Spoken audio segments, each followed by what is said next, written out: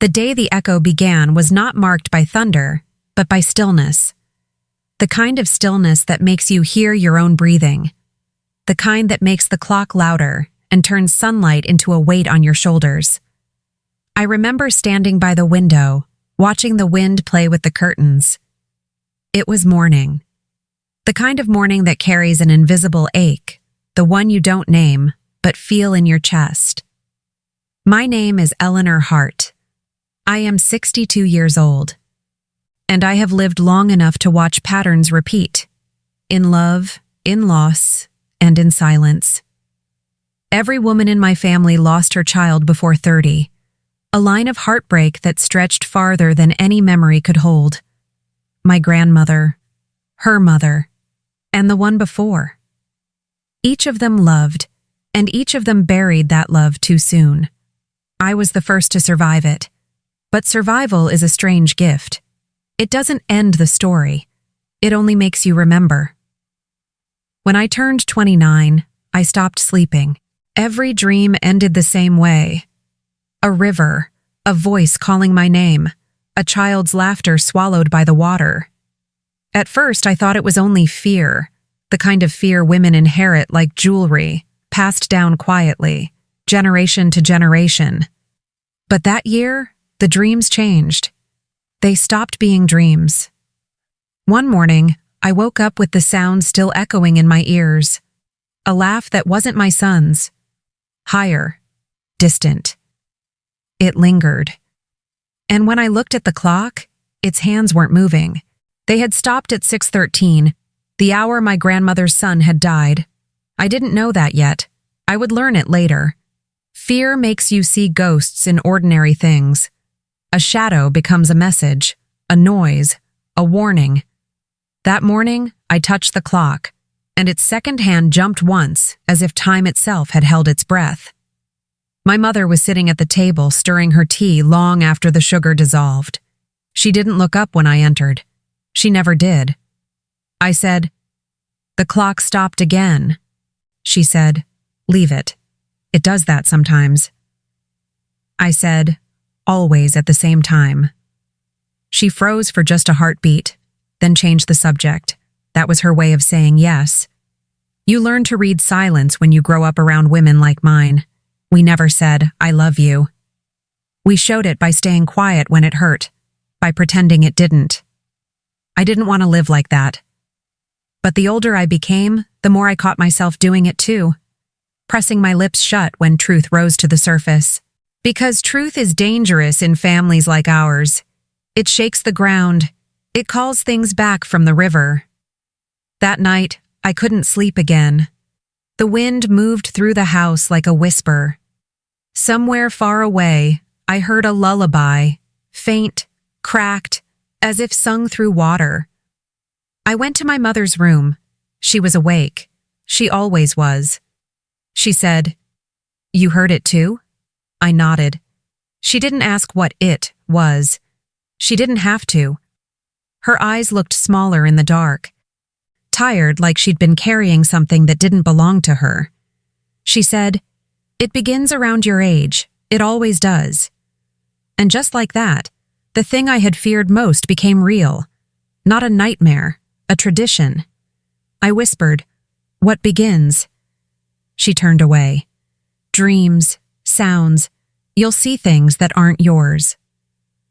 "Then how did you stop it?" I asked. She smiled without joy. "I didn't. It stopped me. I didn't understand then, but something in me already knew. Some part that remembered before memory existed." The next morning, I found her sitting on the porch, staring at the old oak tree in the yard. Her tea was cold. Her hands were trembling. "Do you ever think it's real?" I asked. She said, "It doesn't matter what's real. It matters what we believe, and we've believed in loss for too long." She looked at me, and for the first time, I saw fear behind her calm. It wasn't fear of dying. It was fear of remembering. That afternoon, I went to the attic, a place I had avoided since childhood. The air smelled of cedar and old prayers. Dust floated like tiny ghosts in the sunlight. And there it was, the trunk, the one my mother called the grave of secrets. It was locked, but the key was where it always had been, in the hollow of the old clock. When I opened it, the hinges moaned like an old throat learning to sing again. Inside were letters, a photograph, and a small leather book tied with a ribbon. The diary. I didn't open it right away. Because I knew. I didn't know how, but I knew. That inside those pages was the echo, the one that haunted every woman before me. The one that had waited patiently for my hands to find it. And I, foolishly brave, decided I would be the last to hear it. If you've ever carried a fear that wasn't truly yours, take a breath with me. Tell me where you're listening from and whose story still echoes in your heart.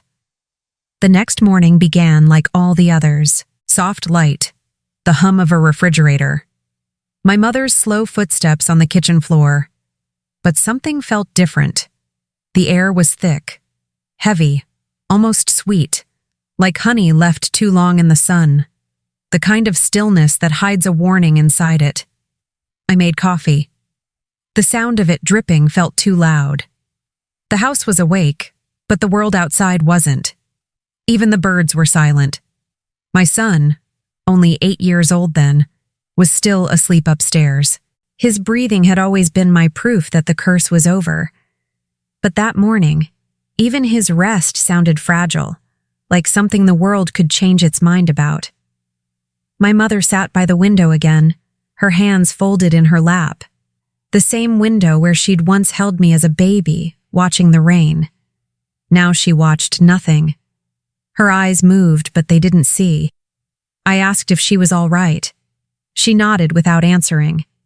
Her lips were pressed together, that small gesture that had replaced words in our family for generations.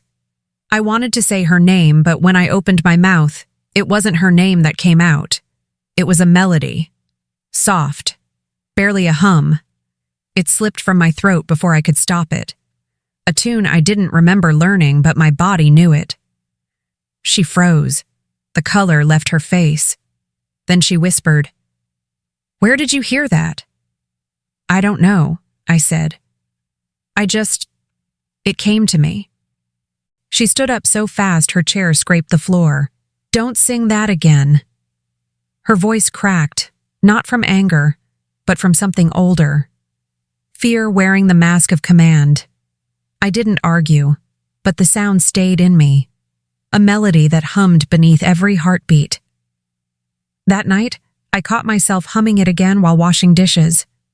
My son walked in and joined me, innocently, easily. The harmony of our voices filled the room. My mother dropped a plate in the doorway. Her hands shook. She whispered, "Stop." We did. The silence after was louder than any scream. She told me later that it was a lullaby for the lost. Her grandmother had sung it before her child drowned, and her mother before that, a song that was supposed to protect, but somehow became a signal, a calling. I didn't want to believe it. Songs can't curse people, I thought. But fear has a way of turning logic into smoke. That night, I dreamed again. The river, the same voice. Only this time, it wasn't calling me. It was calling him. My son. I woke with my heart pounding. My pillow was wet, not from sweat, from tears. The clock read 3:03. A new time, a new warning. I went to his room. He was still sleeping, face turned toward the window. The moonlight rested across his cheek like a fragile promise. I touched his forehead. Cold. Not sick, just cold. Like the air around him had changed temperature. I whispered, "You're safe." But my voice shook, because I didn't know if that was true. The next morning, I found my mother sitting on the porch again. The diary was on her lap, the same one from the trunk. Her fingers traced the spine, not opening it, just feeling its pulse. She said, "I used to think it was a story. Then I realized stories are just how pain keeps itself alive." I sat beside her. I don't want his life to be another chapter. She turned to me. Her eyes were tired, but beneath the tiredness, there was something else, a quiet kind of hope. She said, "Then you must be the one to end it." The wind rose. Leaves lifted from the ground like pages torn from an invisible book. She handed me the diary. "It's yours now," she said. "It's time you know what silence has cost us." I didn't want to open it. I wasn't sure I was strong enough, but the weight of it in my hands felt like a heartbeat. Old, steady, waiting. Inside, the first line was written in faded ink. "To the women who will come after me, may you remember what we were never allowed to say." The words trembled on the page, as if they'd been waiting for air. My mother stood and went inside. I stayed. The sun was setting. A soft gold light spilled over the porch boards, warming the diary in my lap. I whispered the line again. "To the women who will come after me." And for the first time, I realized she meant me. Not just me, every daughter who ever inherited someone else's grief. That night, I didn't dream of the river. I dreamed of a room full of women, each holding a candle, each whispering the same song. And though I couldn't see their faces, I knew their names. I knew their pain. I knew their love. When I woke, the air smelled of smoke and lavender. The candle beside my bed had burned itself out. The wax had pooled into the shape of a heart. If these words find a place inside you, let them rest there a while. Maybe forgiveness is waiting in your attic too. The day broke open without warning. No storm, no sign. Just an ordinary morning that decided to become sacred. I took my son to the park before the heat. Dew still clung to the grass. The sky felt close, like a hand on the crown of the head. I carried the diary in my bag, not to read it, to remember I was being read by it. He ran ahead, red shoes, arms like wings. He turned to make sure I was watching. I waved. He laughed. The sound lifted the day 1 inch higher. A man tuned a guitar near the old bench. A mother rocked a stroller and mouthed a prayer only her lips knew. A dog pressed its nose to the earth as if smelling yesterday. Everything was ordinary. Everything was holy. Then the world moved 1 degree, just one. Enough. He chased a blue ball toward the ravine, a shallow trench where rain gathered when it wanted to pretend to be a river. I called his name. He did not hear. He leaped without looking. His foot found the soft place where ground becomes memory. He disappeared. I do not remember yelling. I remember running. I remember the sound grief makes before it learns a name. I remember the guitar string snapping like a bone. At the edge, I saw him, caught in a tangle of wet grass and roots. Not deep, but wrong. His body curled in a shape a body should not choose. I slid down. Mud painted my knees. Water colored my palms. I gathered him like prayer gathers breath. He was breathing. He was not fully there. A voice behind me said, "Ambulance." I could not answer. Another voice said, "Hold his head." I held his head as if it were the moon. He opened his eyes. He looked past me. He whispered a word I did not know. Then the light left again. But not all of it. Sirens came. Hands lifted him. Straps. Questions. I climbed in beside him. The diary thumped against my side like a second heart. The ride was a corridor of sound. Metal. Fabric. Breathing. Counting. I wanted to bargain with every god, every river, every woman who had ever stood where I stood. I offered my years like coins in a bowl. Take mine, leave his. At the hospital, time fractured. White lights, paper bracelets, a pen that did not work until I pressed too hard. They took him behind a curtain that might as well have been a century. Wait here. 2 words that weigh as much as a house. I sat. My hands remembered the river. My mouth remembered the song. I hummed without sound. I prayed without words. My mother arrived with the kind of speed grief gives to older feet. She held my shoulders. She did not say, "He will be fine." She said, "I am here." That was enough to keep air in my lungs. The doctor came. He spoke careful syllables. Concussion, monitoring, observation. We will watch. We will wait. I nodded as if I understood medicine. I only understood the chair beneath me and how it held. Sometimes mercy looks like furniture. They let me stand by his bed, small wires, soft beeps. His eyelashes still smelled like the soap from morning. I placed my palm above his heart and did not press. I counted his breaths like rosary beads. I called him back with the oldest magic I knew, a mother naming her child in the dark. My mother stood on the other side. Her hand hovered, not touching, almost. The way a hand remembers fire and chooses light. "Eleanor," she whispered. "Yes. It is not the river." "What is it?" "Fear is the river." Her voice felt like a door opening. A small one, low to the ground, the kind you crawl through on your knees. "Then how do I cross?" I asked. She said, "You do not cross. You open your hand. You let the water leave." We stayed like that for hours. Breath, beep, silence. Breath again. A nurse with midnight eyes came in. She moved like someone who had been practicing tenderness for years. She adjusted a wire. She touched my shoulder. She said, "Sometimes they choose the voice that is most certain." I said, "Mine is shaking." She smiled.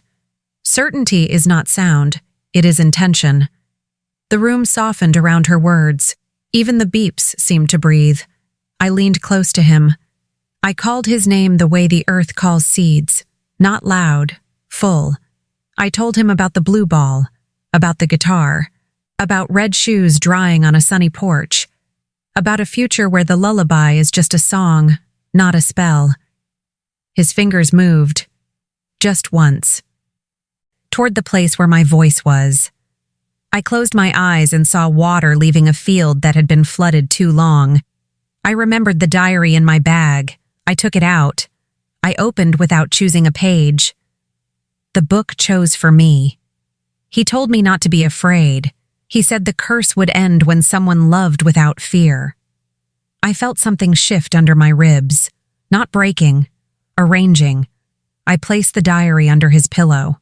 Not for magic, for witness. Let the women who wrote withstand the night with us. I took his hand again. I sang. Not the lost lullaby, a new one. No melody at first, just breath. Then words found me. "You are mine, but not to keep. You are light, and light is free. I am river, but not the flood. I am shore, and you are sea." My mother cried without sound, the kind of crying that cleans. I did not ask the night to be shorter. I let it be what it was. Length has its own holiness. Toward morning, color returned to his face. Warmth returned to his hands. He opened his eyes slow, as if waking from a room where someone had been telling him a gentle truth. "Mom," he said, "just that. Enough." I laughed and it startled the machines. My mother laughed and put her hand to her heart as if catching it. The doctor came back with a kinder face. Stable, responsive. "We will keep him today. You can rest." Rest is a word you learn to believe only when the body takes it from you. I sat. I closed my eyes. I dreamed upright. In the dream, I stood by the real river, not the trench in the park. The river that holds the names of all our dead and all our unborn. There was a door in the water, wooden, blue. Old paint peeling like last year's sorrow. On the door, a knob of light. I knew if I opened it, I would feel every grief my family had ever swallowed. I knew if I did not, my son would carry them for me. So I opened it. The water did not drown me. It rushed around my ankles like children learning to run. The voices did not accuse. They sang. I stepped through. On the other side was a field, dry, golden, breathable. When I woke, my mouth tasted like sunlight on linen. I was still in the chair, my son was still sleeping. But something inside me had crossed. My mother was watching me. She knew. She nodded. It was the kind of nod women give each other when they recognize a passage that does not have a name in any book. I stood. I kissed his forehead. I placed my hand above his heart once more. Not to hold, to bless. I said it out loud. For him. For her. For the ones before us who never had permission. It ends with me. The room did not fill with angels. The lights did not flicker. The machines kept their ordinary music. But the air changed temperature. Warmer. Near. Through the window, morning arrived without drama. Just a pale gold that made everything honest. A nurse laughed down the hall. A cart rattled. A new day began. When they released us that evening, we drove slowly. No radio, only tires and wind. My son fell asleep to the rhythm of home pulling us back. We passed the park, blue ball still caught in the tall grass, red shoes drying in my mind. At a stoplight, I opened the window. The air smelled like rain that had decided to forgive the ground. I thought of every woman who had stood where I stood, of every door they were not allowed to open, of every song they were told would bring darkness. I hummed my new lullaby under my breath, not to protect him, to remember me. At home, I carried him to bed. He mumbled something about flying, wings made of red. I smiled. Let him fly. Let wind have feet. In the quiet, I placed the diary on my nightstand. I rested my hand on the cover. I thanked it for surviving. I promised not to make it carry what was mine to lay down. Before sleep, I spoke to the women I could not see. I told them I would love without fear as best as I could. I asked them to rest. Not to watch. Rest. The house listened. The night did too. And somewhere between breath and sleep, I heard the river move, not toward us, but away.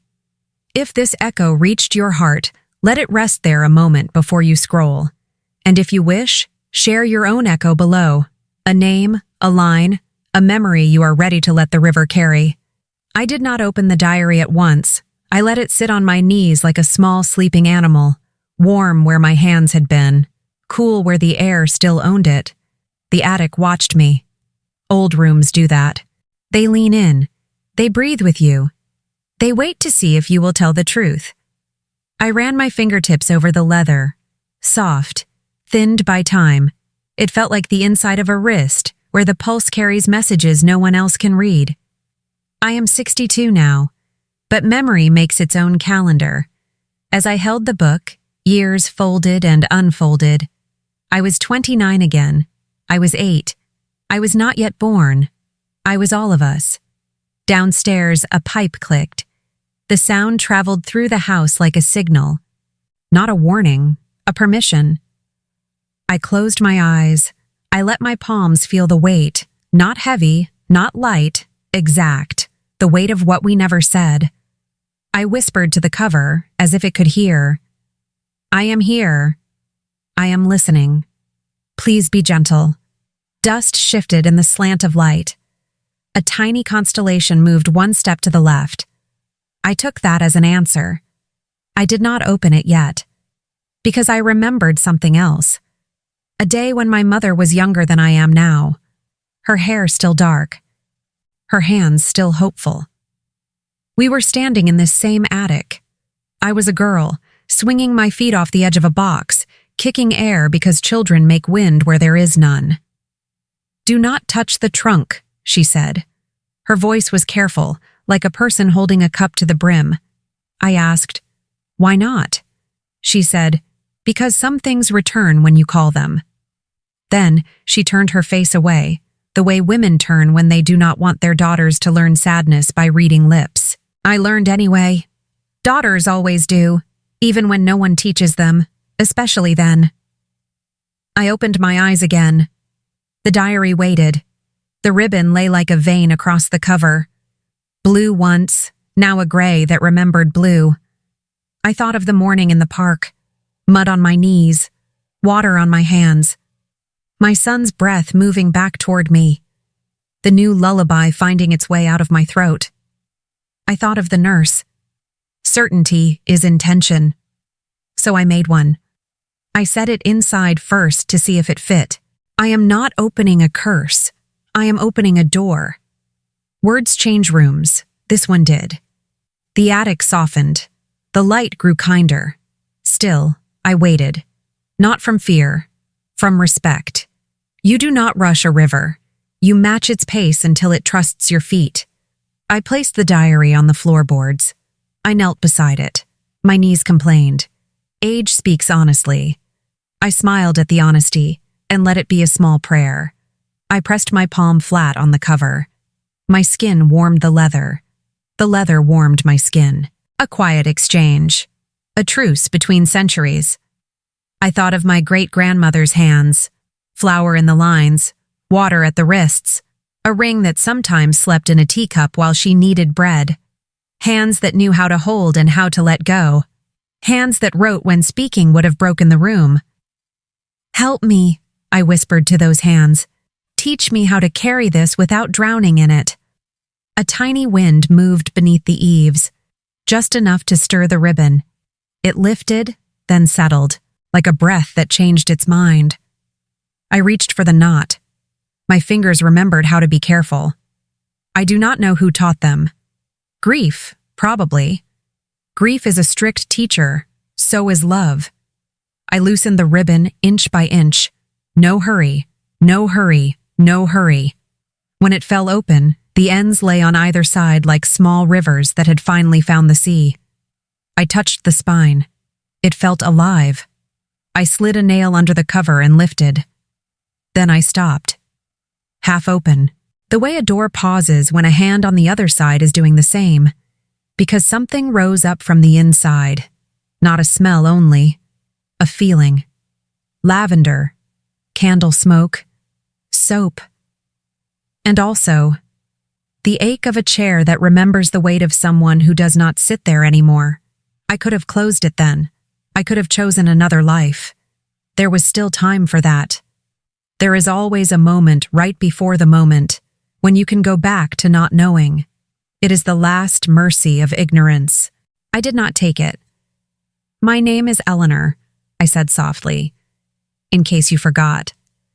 "I am her daughter's daughter's daughter. I have a boy. I want him to live." My throat tightened. I felt the first sting of tears, not a flood, a dew forming on the edge of a field. I let two fall. No more. I wanted to see the words clearly. I opened the diary all the way. The page received the light like a face lifting to the sun. My shadow lay across the first lines, then moved aside. I read the greeting again. "For the women who will come after me, may you remember what we were never allowed to say." I read it aloud into the spine of the house, so it would echo in the beams, so it would live in the wood. So even if we sold this place one day, the walls would keep our names and bless the strangers who came to sleep here. I turned the page, but I did not read yet. I listened, the way you listen at the mouth of a cave to learn if the darkness is a creature or an opening. I heard nothing that wanted to hurt me, only the soft shift of paper, like dresses hanging in a closet after a long winter, ready to be worn again. Ready to be taken out into the light. I placed my hand over the first paragraph. I felt the coolness of the ink, even after all these years. Impossible. And still true. "Thank you for keeping this," I whispered. "Thank you for not letting it forget us." The attic gave a small sigh. Or maybe I did. Thin line between house and body, after a lifetime of shared breathing. I straightened my back. I wiped my cheeks with the knuckles, the way my mother used to do when she did not want to admit she had cried. I smiled at the habit and let it be tender, not denial. "All right," I said to the page. "I am ready to meet you." Then I leaned closer and the past leaned back. We nodded to each other, like women who recognize the same scar on different skin. I began to read, and the echo began to answer. The ink was brown, not black, brown like something that had once been red. The letters leaned to the right, as if they were hurrying to escape the page, each one slightly trembling, each one alive. The first line said, August 3rd, 1918. The water rose higher than the prayers. I stopped breathing, because I knew that date. It was the same day my great-grandmother had lost her child in the river. My mother never told me the year, only that the rain had lasted 3 days, that the baby's name was Elias, and that she never sang again after that. Now, here it was, written in the hand of a woman who looked like me when she was young. Every letter shaking, as if the world still remembered that storm. I could smell it, that damp sweetness of soil after a flood, wood swollen with sorrow.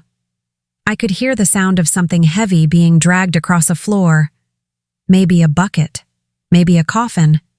She wrote, I begged the river to keep him warm. I begged God to change his mind, but the river answers only to itself. I touched the word river. The paper trembled under my fingers, or maybe it was my hand. My throat burned. It wasn't sadness exactly. It was recognition, as if grief had handwriting, and I'd just found out it matched mine. She described the sound the baby made before the water took him, a small gasp, half breath, half birdsong. She wrote, He sounded like dawn trying to begin again. I couldn't read any more for a moment. I looked toward the window. The light had changed color. Gold had turned gray.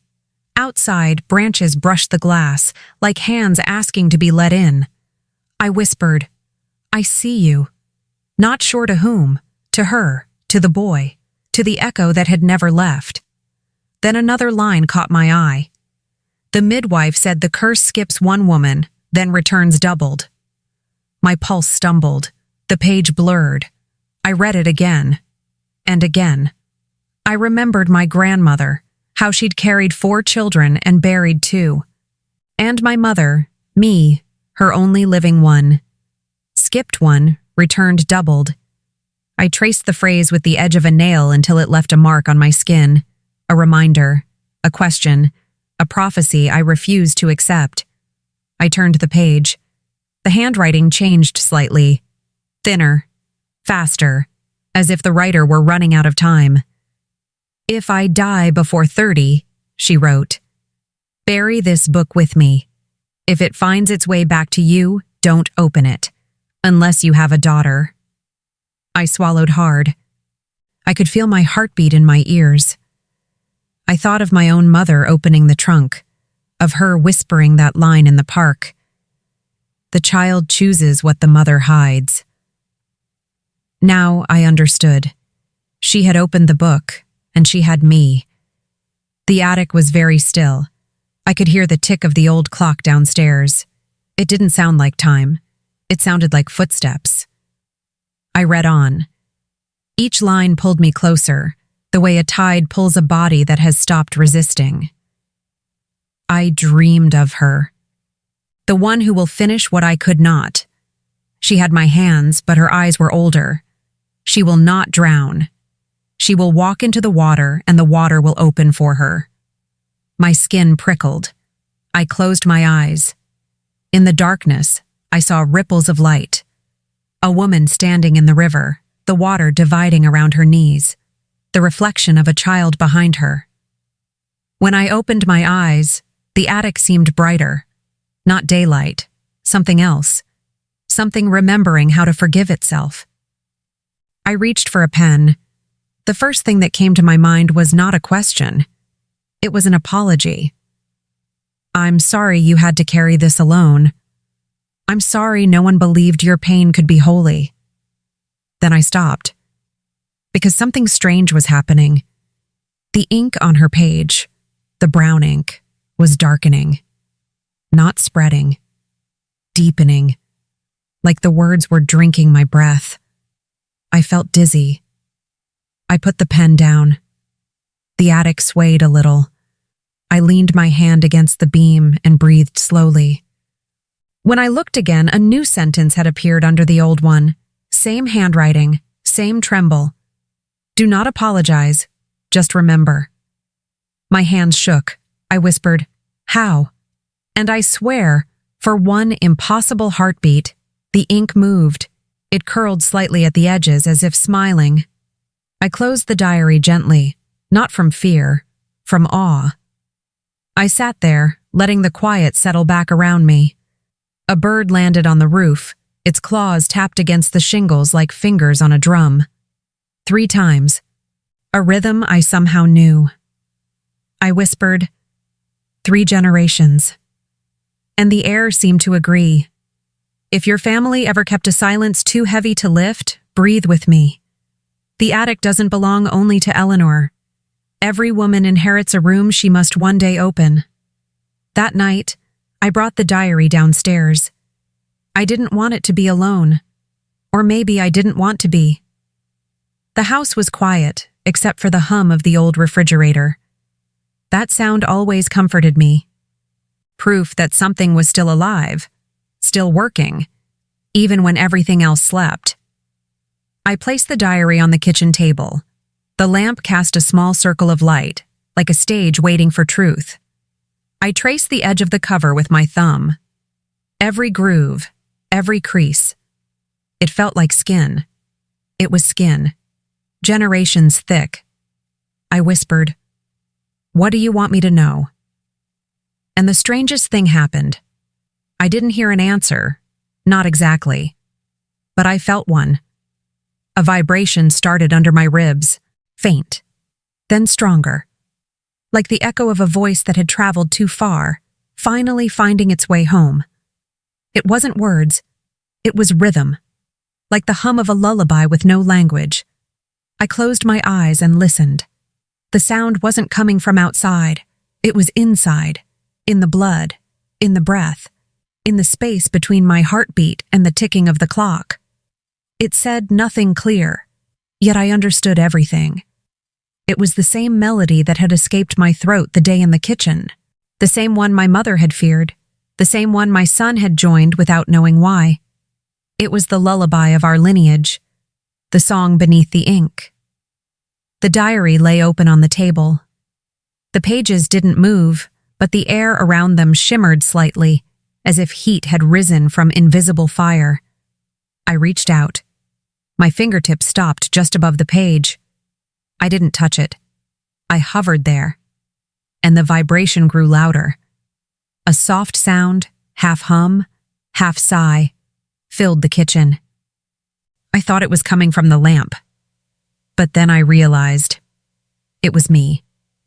The melody was humming through my bones. I saw flashes, not like lightning, more like memory learning to breathe.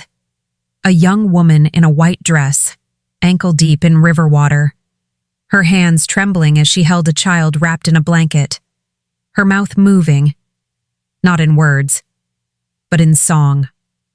The melody was hers, then my grandmother's, then my mother's, and now mine. A chain of sound that refused to die. A language made of survival. When I opened my eyes, I expected the kitchen to be dark, but it wasn't. It was brighter. Not from the lamp, but from something softer. A glow around the diary. And in the glow, letters began to shift. I blinked. They didn't vanish. They rearranged. Words that had been faded now pulsed faintly, as if the page had remembered its own voice. Eleanor, it spelled. My name. I gasped. The chair scraped against the tiles. For a moment, I thought I might faint, but instead, I laughed, quietly, disbelieving, tenderly. Of course you know my name, I whispered. You've been waiting for me. I ran my fingers down the letters. They were cool, like metal before a storm. The ink moved again, not enough to spell new words, just enough to breathe. A sound left my throat. Soft, instinctive. Half cry, half song. And the diary responded. The vibration deepened, turning into something like a heartbeat, a rhythm that matched my own. I rested my hand flat on the page. "Okay," I said, barely a breath. "I'm listening." The words rose, not to my ears, but to my chest. They didn't speak in sentences. They spoke in feelings, warmth, sorrow, regret, gratitude. They came in waves, each emotion layered on the next until I couldn't tell where theirs ended and mine began. I saw flashes again. A table set for 5, 4 women, an empty chair, a child's toy left near the doorway, a red ribbon tied around its handle. The vision shifted. The ribbon became the same one that bound the diary, and a voice, faint, like wind through wheat, said, "We wrote so you could sing. Now sing so we can rest." I felt my throat tighten. I wanted to refuse, to say I wasn't ready. But when I opened my mouth, the melody flowed out of me again. It filled the kitchen. It filled the attic above. It filled the air between my heart and the ceiling. The diary trembled once, then went still. The light dimmed. The hum softened. Everything settled into peace. When it ended, I was crying, but not from sadness. It was something cleaner, like the body had found a way to empty generations of grief through song. I wiped my face. The tears tasted like salt and metal, ancient, almost sacred. On the page, one final word had appeared. "Continue." I smiled through the tears. "I will." CTA sensorial de meo deato. If you've ever felt a song rise in your throat for no reason, maybe it wasn't yours alone. Maybe it was the sound of the women who came before you, asking to be remembered. That night, I brought the diary downstairs. I didn't want it to be alone. Or maybe I didn't want to be. The house was quiet except for the hum of the old refrigerator. That sound always comforted me, proof that something was still alive, still working, even when everything else slept. I placed the diary on the kitchen table. The lamp cast a small circle of light, like a stage waiting for truth. I traced the edge of the cover with my thumb. Every groove, every crease. It felt like skin. It was skin, generations thick. I whispered, "What do you want me to know?" And the strangest thing happened. I didn't hear an answer, not exactly. But I felt one. A vibration started under my ribs, faint, then stronger, like the echo of a voice that had traveled too far, finally finding its way home. It wasn't words, it was rhythm, like the hum of a lullaby with no language. I closed my eyes and listened. The sound wasn't coming from outside. It was inside, in the blood, in the breath, in the space between my heartbeat and the ticking of the clock. It said nothing clear, yet I understood everything. It was the same melody that had escaped my throat the day in the kitchen, the same one my mother had feared, the same one my son had joined without knowing why. It was the lullaby of our lineage, the song beneath the ink. The diary lay open on the table. The pages didn't move, but the air around them shimmered slightly, as if heat had risen from invisible fire. I reached out. My fingertips stopped just above the page. I didn't touch it. I hovered there, and the vibration grew louder. A soft sound, half hum, half sigh, filled the kitchen. I thought it was coming from the lamp, but then I realized it was me. The melody was humming through my bones. I saw flashes, not like lightning, more like memory learning to breathe. A young woman in a white dress, ankle-deep in river water, her hands trembling as she held a child wrapped in a blanket, her mouth moving, not in words, but in song. The melody was hers, then my grandmother's, then my mother's, and now mine. A chain of sound that refused to die, a language made of survival. When I opened my eyes, I expected the kitchen to be dark. But it wasn't. It was brighter, not from the lamp, but from something softer. A glow around the diary. And in the glow, letters began to shift. I blinked. They didn't vanish. They rearranged. Words that had been faded now pulsed faintly, as if the page had remembered its own voice. Eleanor, it spelled. My name. I gasped. The chair scraped against the tiles. For a moment, I thought I might faint. But instead, I laughed. Quietly. Disbelieving. Tenderly. Of course you know my name, I whispered. You've been waiting for me. I ran my fingers down the letters. They were cool, like metal before a storm. The ink moved again, not enough to spell new words, just enough to breathe. A sound left my throat, soft, instinctive, half cry, half song, and the diary responded. The vibration deepened, turning into something like a heartbeat, a rhythm that matched my own. I rested my hand flat on the page. Okay, I said, barely a breath. I'm listening. The words rose, not to my ears, but to my chest. They didn't speak in sentences.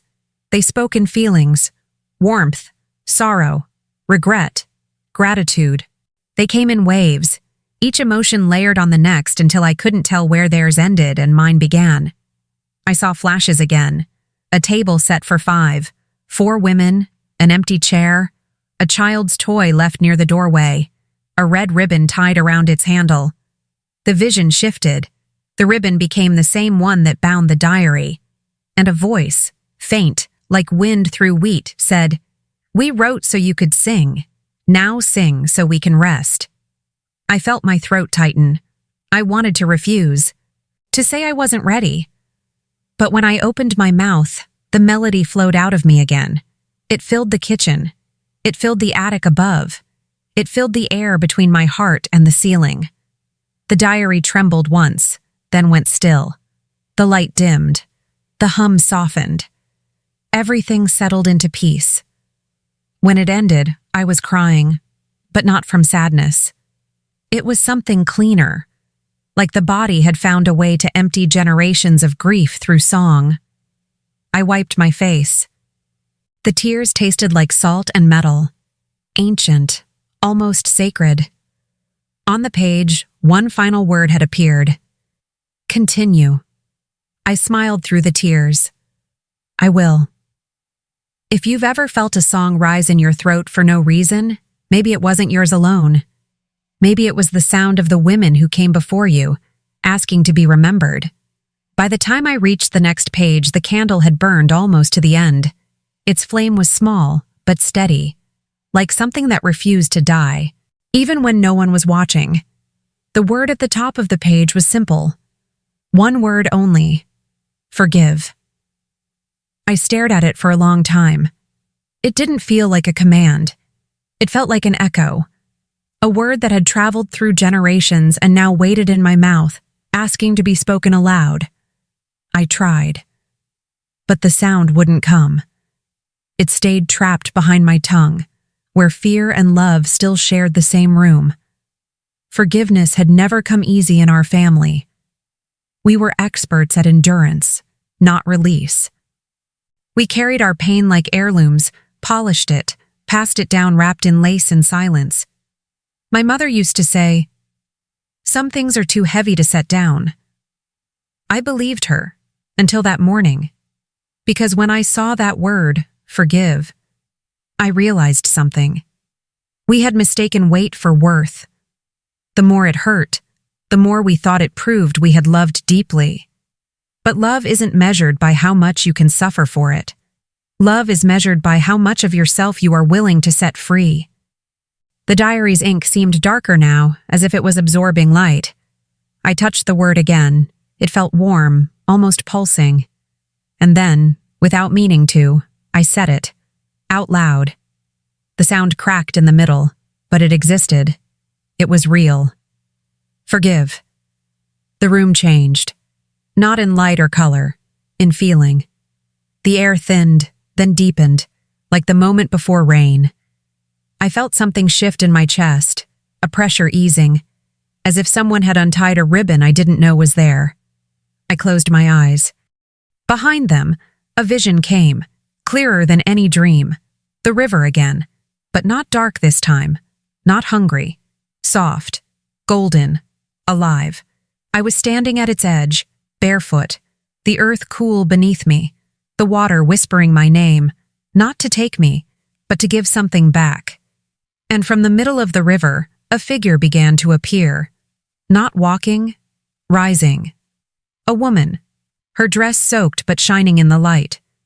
Her face was familiar, too familiar. It was my great-grandmother. She didn't speak. She didn't have to. Every gesture was a sentence. Every tear on her cheek was a paragraph. She lifted her hand toward me.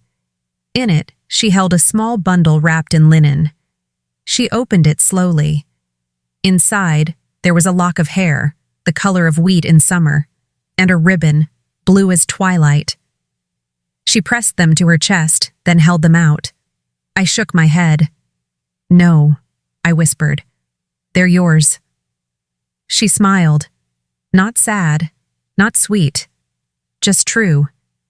And I heard her voice, not through air, but through bone. "Forgive me for letting him go alone." The words landed inside me, gentle and devastating. I fell to my knees at the riverbank, my palms pressed to the soil, the scent of water and earth mixed into something holy. "I do," I whispered. "I forgive you." The moment the words left my lips, she dissolved into light. The bundle, the ribbon, the sorrow, all of it turned into gold dust and lifted into the sky. When I opened my eyes, I was back in the attic. The candle had gone out, but the diary glowed faintly, as if remembering sunlight from another realm. On the page, under the word forgive, new lines had appeared, written in my own handwriting, though I hadn't touched the pen. Forgiveness is not erasure. It is remembrance without the wound. My breath caught. I ran my fingers over the words. They were raised, like scars that had healed but wanted to be felt. I turned another page, empty, just the faint watermark of time, the silence of endings. And yet, I knew it wasn't over, because something inside me had begun to hum again, the same melody as before, but softer now, lighter, free. I closed the diary. This time, it didn't resist. It rested easily in my hands. I whispered into the quiet, "To all the women who came before me, I forgive you, and I ask your forgiveness too." The air shimmered, the faintest ripple of light passing through the rafters. For a moment I thought I heard applause. Not loud, not from outside, from within. It sounded like release. If you have ever carried something that was never yours to carry, say the word, even softly. Forgive. Not because they deserve it, but because you do. I went to the cemetery at dawn. The air was still half asleep, the kind of quiet that carries every sound like a confession. The path was covered in wet leaves. Each step I took made a soft sigh. The earth smelled of metal and forgiveness. I hadn't been there in years. Not since my mother's funeral. Not since the day I promised myself I wouldn't inherit her grief. But grief has its own inheritance laws. You don't get to refuse the will. You only decide what to do with what's left. The gate creaked as I opened it. The sound startled a crow. It flew over my head, its wings cutting through the mist like black paper. I whispered, "I'm not here to mourn. I'm here to finish." The graves stretched before me, small stones, big names, all of them women, all of them Hart. I walked slowly between them, the diary pressed against my chest like a heartbeat that didn't belong to me. I stopped at one stone near the back, half hidden by ivy. The name had faded, but I could still make it out. Elias Hart. 1918. My hands shook. I knelt. The cold seeped through my jeans, but I didn't care. The stone was small, too small for a life. I brushed away the moss with my sleeve and whispered, "I know who you are now." For a long time, I just sat there. The wind moved through the trees, carrying whispers I couldn't understand. Maybe prayers, maybe apologies, maybe both. I opened the diary. The pages fluttered in the breeze, stopping halfway through. A loose paper slipped out, one I hadn't seen before.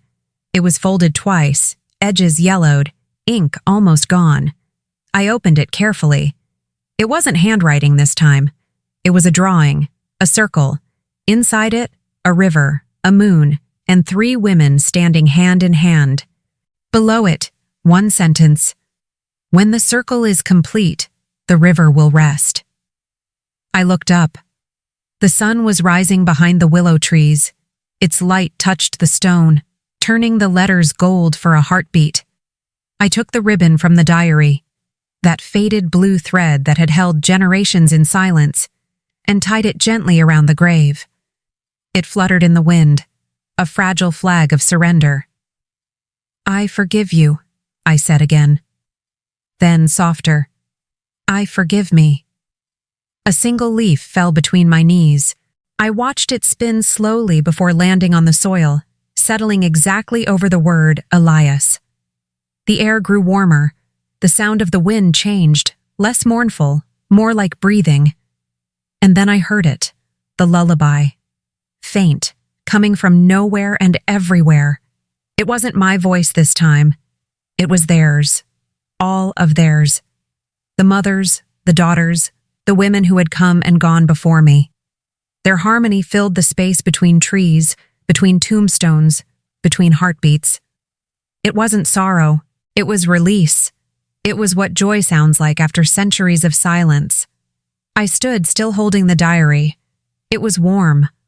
Lighter than before. I whispered, "It's done." And somewhere inside me, a door that had always been locked opened quietly. Not with drama, just with grace. I felt taller. Not in body, but in soul. For the first time in my life, I wasn't standing after them. I was standing with them. The sun climbed higher. The mist lifted. The blue ribbon shimmered like water under the light. I took one last look at the grave, then placed the diary at its base. I didn't bury it. I left it open. Because this time, the story didn't need to be hidden. It needed to be read by the wind, by the trees, by whoever came next. Sometimes the place we fear most is the one waiting to set us free. Go back, not to relive, but to release. That night, sleep found me gently. No struggle, no chase, just a quiet surrender, like the tide returning home. In the dream, I was back at the river, but the water was calm now, smooth as glass. The air carried the scent of lilies and old rain. There was a bridge I had never seen before. Blue wood, faded, softly glowing from within. And at the far end of the bridge, a door. Also blue, the same hue as the ribbon. I walked toward it. Each step felt like walking through time, not forward, not backward, simply deeper. The boards creaked under my feet, not in warning, in recognition. When I reached the door, I noticed something carved into it. Small letters, barely visible beneath the peeling paint. For the one who remembered.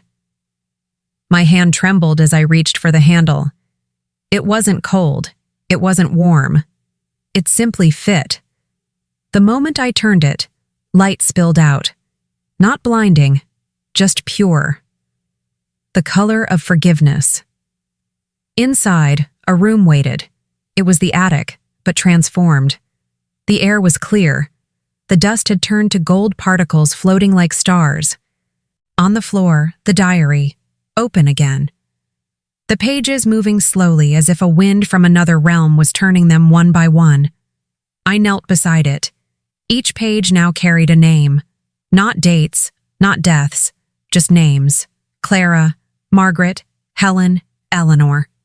And beneath them, a new line being written, fresh ink forming as I watched. Samuel, my son. I felt my heart stop for half a breath. Then a warmth spread through my chest, the way sunlight moves through water. A voice, soft, everywhere at once, whispered, "The pattern ends with you." I covered my mouth with my hands and began to cry, not the sobs of despair, the trembling that comes when grace finally touches ground. The diary closed on its own. A faint hum lingered in the air, like a lullaby with no need for words anymore.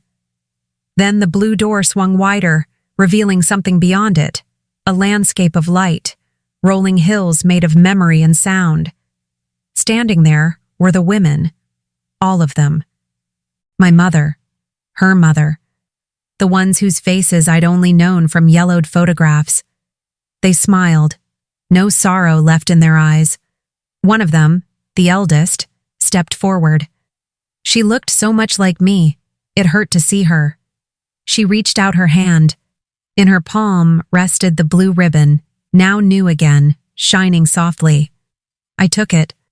The moment my fingers closed around it, the river behind me sang.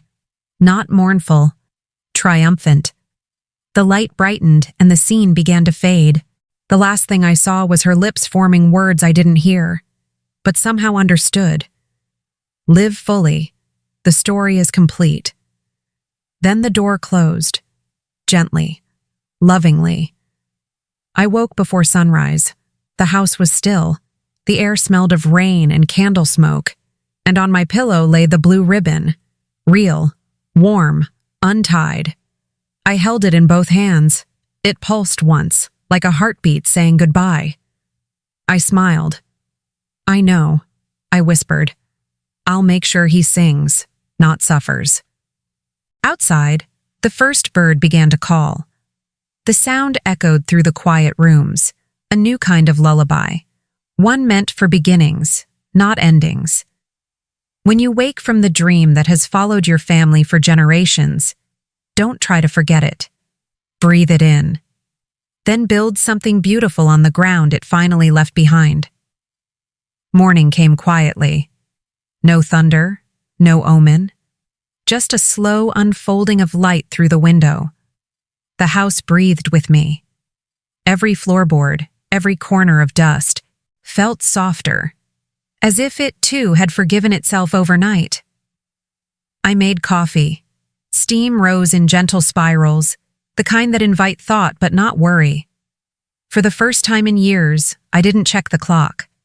I let time find its own rhythm. On the kitchen table lay the blue ribbon. It caught the sunlight, and for an instant, I could swear it glowed. My son came down the stairs still half asleep. 16 now, taller than me, the same quiet in his eyes his grandfather once had. "Morning, Mom," he mumbled. "Morning, love," I said. He poured cereal, sat at the counter, and looked at the ribbon. "What's that?" "An old promise," I said. He smiled, half confused, half curious, the way young men do when their mothers speak in riddles. He didn't ask more, and I didn't explain. Some stories need to live a little longer in silence before they're ready to be told aloud.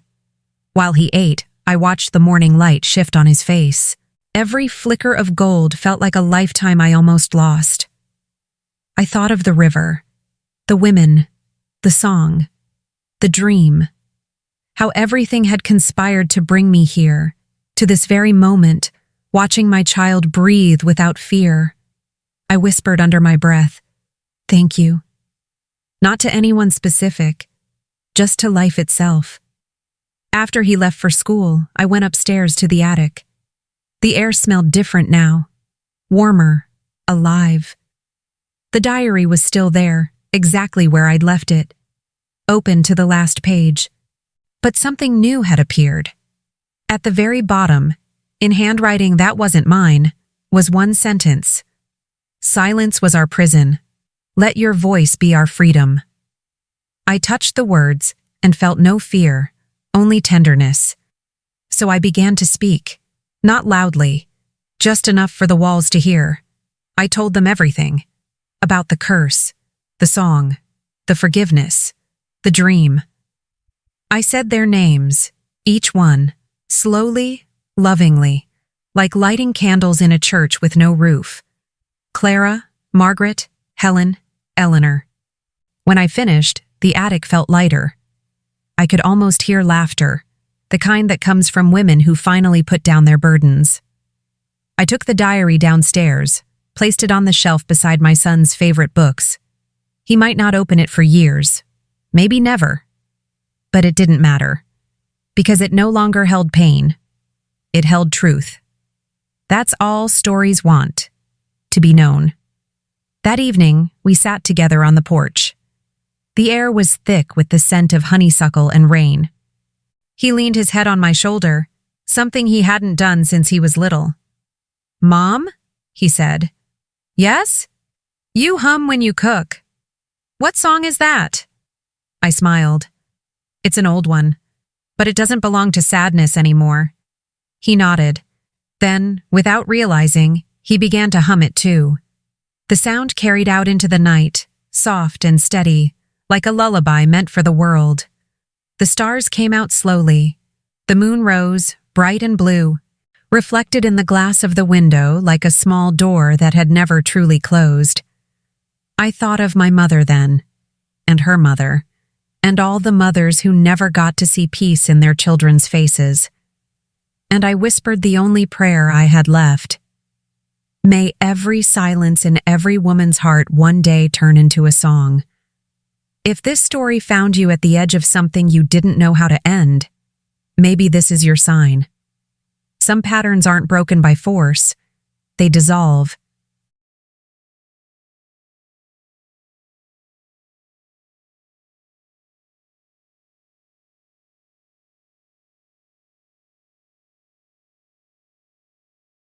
The moment you love yourself enough to forgive.